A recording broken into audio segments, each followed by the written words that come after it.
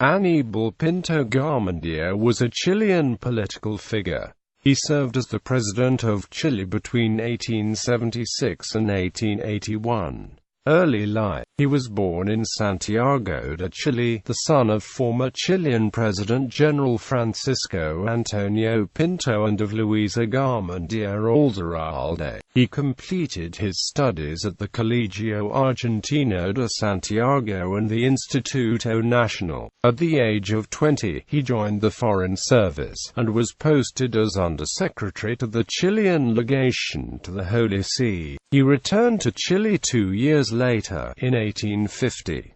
2 years later, he was elected to the lower house of Congress, and was re-elected several times. Later, he became a senator and, in 1861, was named Intendant of Concepcion, a position that he held for 10 years. He married Delfina de la Cruz Sanato, daughter of General José María de la Cruz Prieto and Josefa Sanato Trujillo. In 1871, President Errázuriz named him Minister of War and Navy, and, from the position, became one of the contenders for the presidential nomination. He first defeated Miguel Luis Amunátegui in the Liberal primaries, and later Benjamin Vicuna in the presidential elections. Administration. His government started under the weight of the worst Chilean economic crisis of the 19th century. This was made worse by the flood of 1876, that laid waste to the nascent infrastructure.